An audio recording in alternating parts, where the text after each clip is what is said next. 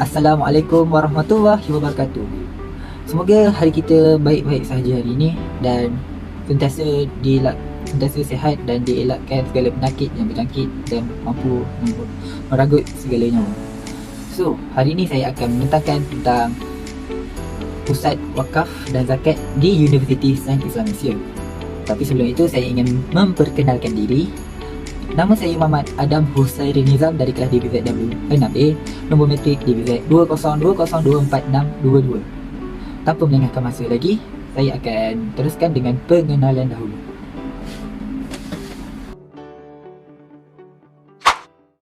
So, kita mulakan pembentangan dengan pengenalan bagi Pusat Wakaf dan Zakat Universiti Sains Islam Malaysia. Pusat Wakaf dan Zakat di Aras 3, bangunan kanseleri di Negeri Sembilan bertempat di Nilai. Nombor postcode Negeri Sembilan ialah 71800. Seperti yang ada di slide, sudah disediakan nombor telefon, email, nombor akaun wakaf dan nombor akaun zakat. Dan bank yang dipakai ialah Bank Islam Malaysia Berhad. Okey, kita teruskan pula dengan sejarah Pusat Wakaf dan Zakat di Universiti Sains Islam Malaysia. Pusat Wakaf dan Zakat PWZ sebelum ini dikenali sebagai Pusat Pembangunan Pembiayaan Wakaf PPW telah ditukar namanya apabila peranannya telah bertambah untuk mentadbir urus dana zakat di Universiti Sains Islam Malaysia USIM pada tahun 1 Mei 2017. Sejajar dengan keperluan amalan berwakaf, Universiti Sains Islam Malaysia berpandukan visinya iaitu mengintegrasikan ilmu akli dan nakli untuk mentransformasikan dan menghasilkan nilai kepada negara, ummah dan manusia sejagat. Telah mengambil inisiatif untuk mengetengahkan instrumen wakaf dan zakat dengan menubuhkan Pusat Wakaf dan Zakat PWZ. Universiti Islam Malaysia telah mewujudkan Dana Wakaf Al-Abrar USIM yang diterajui oleh Pusat Tanggungjawab Universiti, Pusat Pembangunan Pembiayaan Wakaf PPPW yang kini dikenali sebagai Pusat Wakaf dan Zakat. Penubuhan dana ini telah diluluskan dan didaftarkan dengan MAINS. Objektif utama penubuhan PWZ adalah untuk menguruskan kutipan dan agihan tabung amanah. Tujuan penubuhan dana wakaf Al-Abrar USIM adalah untuk menjadi penggerak dan penganjur utama kepada amalan sedekah jariah dan pengimarahan ilmu melalui sumbangan dana wakaf dan infak sebagai wadah meningkatkan ketakwaan kepada Allah Subhanahu wa Ta'ala.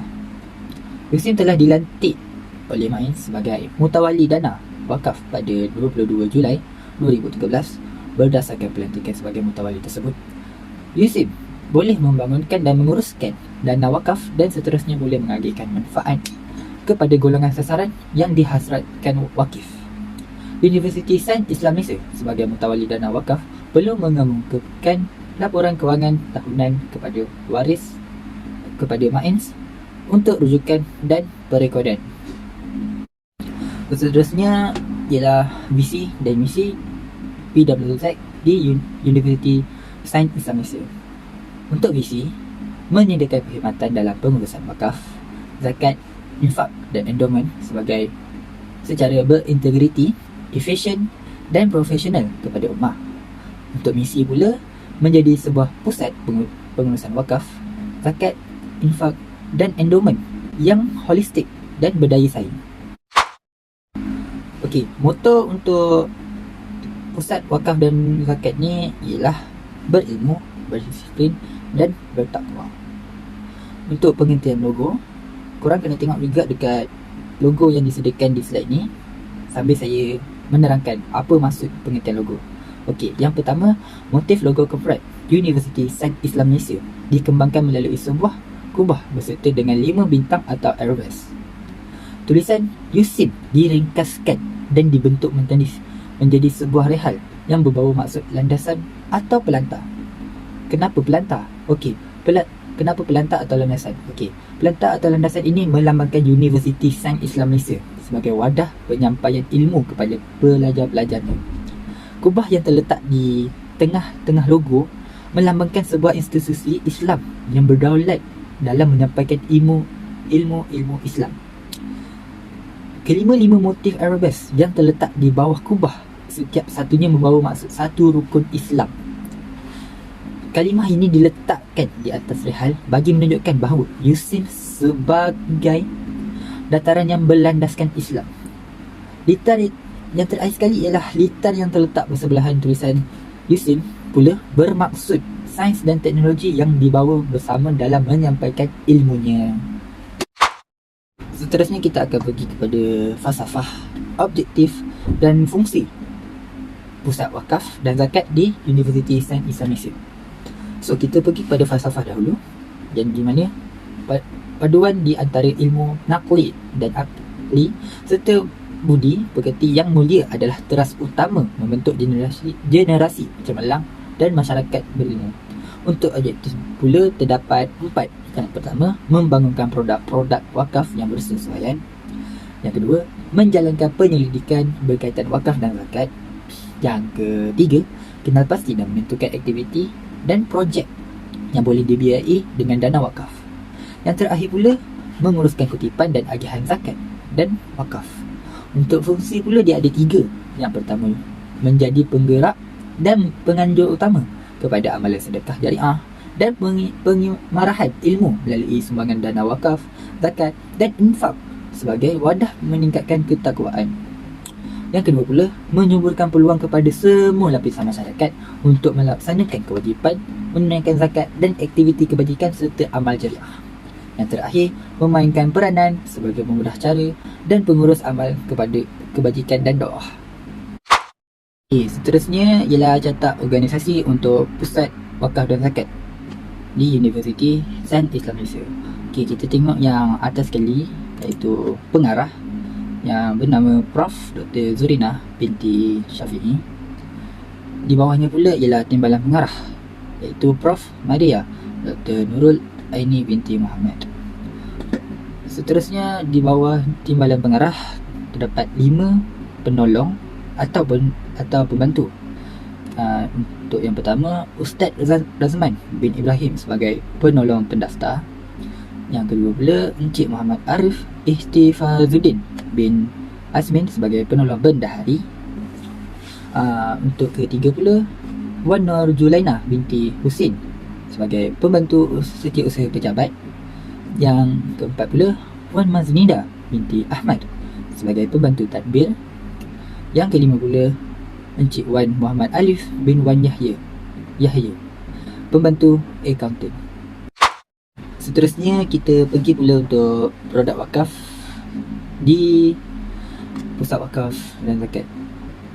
Dia ada 4, iaitu wakaf tunai, wakaf tapak, wakaf pendidikan dan wakaf kesihatan. Untuk wakaf tunai, sumbangan yang dikumpulkan di dalam satu tabung amanah bagi tujuan projek-projek wakaf yang dijalankan oleh pihak Universiti Sains Islam Malaysia. Seperti mana yang kita tahu, wakaf tunai ialah berwakaf dengan menggunakan wang tunai yang dikumpul di dalam satu tabung amanah di bawah pengurusan nazir yang diamanahkan untuk mengurus wakaf ini bagi tujuan kebajikan dan manfaat ummah. Secara umumnya, wakaf tunai ini dilaksanakan adalah bertujuan untuk mengumpulkan dana dari kalangan umat Islam yang kemudiannya dapat dimanfaatkan bagi kepentingan pembangunan ummah. Yang kedua pula, wakaf tapak. Wakaf tapak ni skim pembelian hartanah wakaf. Mutawali akan membeli keseluruhan hartanah menggunakan wakaf tapak yang telah disumbangkan oleh orang ramai. Lazimnya apabila projek pembangunan itu telah berjaya dibeli, skim ini akan dihentikan. Yang ketiga pula, wakaf pendidikan. Infak dan sumbangan menggunakan tunai yang dikumpul di dalam satu tabung amanah bagi tujuan pembiayaan aktiviti-aktiviti pendidikan. Sejajar dengan keperluan amalan wakaf, Universiti Sains Islam Malaysia berpandukan visinya telah mengambil inisiatif untuk mengetengahkan kaedah wakaf dalam aspek pembiayaan pembangunan pendidikan di institusi pengajian tinggi Islam. Dalam aspek perencanaan pendapatan, universiti bukan hanya ingin melihat tetapi juga menggerakkan pembiayaan wakaf. Yang terakhir ialah wakaf kesihatan. Wakaf kesihatan adalah perkhidmatan rawatan kesihatan yang diberikan oleh pakar-pakar di Universiti Sains Islam Malaysia kepada golongan asnaf yang berdaftar dengan MAIN secara percuma. Klinik Pakar Kesihatan Universiti Sains Islam Malaysia akan dibina dengan bantuan dana sebanyak 2 juta daripada Majlis Agama Islam Negeri Sembilan iaitu MAIN, dan memorandum persefahaman kerjasama itu telah ditandatangani pada bulan Januari. Klinik itu akan menyediakan khidmat dalam bidang kesihatan dan pergigian. Doktor-doktor pakar yang terlibat adalah daripada tenaga akademik, fakulti perubatan dan sains kesihatan dan fakulti pergigian Universiti Sains Islam Malaysia. Kita pergi kepada seterusnya iaitu projek wakaf di Pusat Wakaf dan Zakat. Okey, yang pertama ialah Klinik Pakar Kesihatan dan Pergigian Universiti Sains Islam Malaysia. Berdasarkan kepada keperluan asas kesihatan pihak Universiti Sains Islam Malaysia dan Jabatan Kesihatan Negeri Sembilan iaitu MAIN, iaitu JKNS, merencanakan satu penawaran perkhidmatan kesihatan kepakaran dengan jangkauan dan akses kepada seluruh penduduk dalam Negeri Sembilan, terutamanya kepada penduduk yang tinggal di kawasan luar bandar. Klinik Pakar Kesihatan Universiti Sains Islam Malaysia merangkumi pusat hemodialisis. Klinik Pakar Kesihatan Universiti Sains Islam Malaysia telah mula beroperasi pada tahun 2015. Antara objektif penubuhan Klinik Pakar Kesihatan Universiti Sains Islam Malaysia ialah yang pertama, menawarkan perkhidmatan kepakaran perubatan, kepakaran pergigian dan rawatan pesakit luar kepada masyarakat di sekitar bandar nilai secara khususnya dan Negeri Sembilan secara umumnya. Yang kedua pula, menawarkan perkhidmatan kesihatan kepakaran bergerak yang mencapai keseluruhan golongan masyarakat dalam Negeri Sembilan, terutamanya kepada penduduk di kawasan luar bandar dan golongan kurang bernasib baik iaitu asnaf bantuan. Yang ketiga, menawarkan perkhidmatan kepakaran yang holistik dan kesejahteraan wellness serta mempromosikan gaya hidup sihat berlandaskan prinsip dan nilai Islam serta patuh syariah. Yang terakhir, menawarkan perkhidmatan perundingan dan pendidikan kesihatan serta kaunseling kesihatan keagamaan yang bertujuan bagi kesejahteraan keluarga, masyarakat dan ummah. Yang kedua iaitu Kolej Kediaman. Ini sumber yang saya dapat, iaitu menurut sumber dari bahagian pengurusan akademi BPA, Universiti Sains Islam Malaysia setakat ini bilangan pelajar yang aktif dari 9 fakulti di Universiti Sains Islam Malaysia. Untuk ijazah pertama ialah seramai 9,846 orang. Manakala laporan dari Pusat Pengurusan Siswa Azhar PPS, bilangan pelajar ijazah lanjutan postgraduate yang aktif adalah seramai 1,337 orang. Kolej kediaman bagi menempatkan pelajar dibahagikan kepada dua, iaitu kampus dalam Universiti Sains Islam Malaysia dan kampus luar Universiti Sains Islam Malaysia.